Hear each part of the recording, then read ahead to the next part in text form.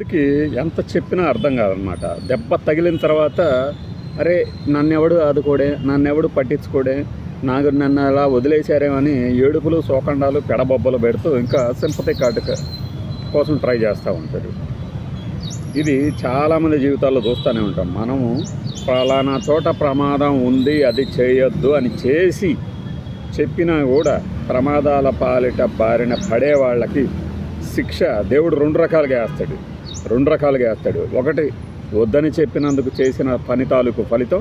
రెండవది, ఆ ముందు చెప్పినవాడు చెప్పిన మాట విననందుకు నిరాదరణకు లోన్ చేసే ఫలితం.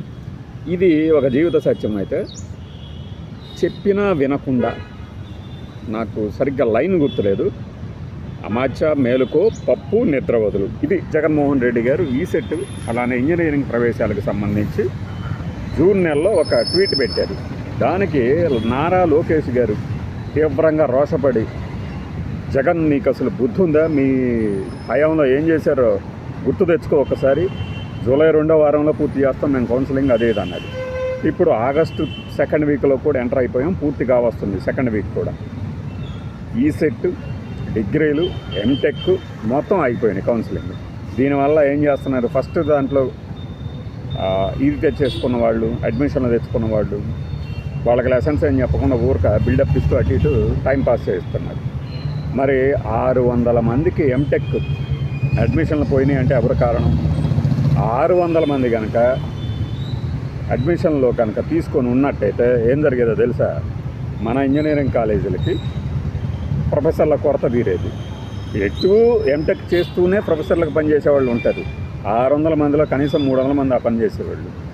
ఒక 2-3 ఏళ్ళు కనుక కళ్ళు మూసేసుకుంటే వెంటనే వీళ్ళందరూ కూడా ఎంటెక్ ప్రొఫెసర్లుగా మనకి యూనివర్సిటీల్లో ముబ్బడిగా దొరికేవాళ్ళు ప్రొఫెసర్లు. అవునా కదా? దాన్ని వదిలిపెట్టారు. చెప్తే వినరు. ప్రమాదం ఎదురైన తర్వాత మేము అలా అనుకోలేదు, ఇలా అనుకోలేదు, మమ్మల్ని విమర్శిస్తారేంటి, మాకు చెప్తారేంటి అని రోషపడతారు తర్వాత మళ్ళీ. ఇది నిజమా కదా? ఈ సెట్టు అంతే. డిగ్రీ కూడా పైగా దీనికంట ఈ దినం సన్నాయి నొప్పులు నొప్పుతుంది. కోర్టులో కేసు పెండింగ్ ఉండడంతో మిమ్మల్ని నిద్ర వదులు, మేలుకో అని చెప్పింది అదే కదా. కోర్టులో కేసులు వెకేట్ చేయించటమో, తొందరగా విచారణకు వచ్చేటట్టు చేయించాలి కదా. మనది మంచి ప్రభుత్వం కదా, మనం ప్రతి దాని మీద వెంటనే స్పందిస్తాం కదా. డిగ్రీ అడ్మిషన్లు ఇప్పుడు మామూలుగానే సాంప్రదాయబద్ధ ఇంజనీరింగ్, నాన్ ఇంజనీరింగ్ డిగ్రీ కాలేజీలకి మనుగడ తగ్గిపోతుంది అంటున్నప్పుడు ఇలా అడ్మిషన్లు కూడా లేట్ చేస్తే ఏమవుతుంది? అందుకే ఇక ఆ పదం వాడాలన్నమాట. అమాత్య, మేలుకొని చూడండి.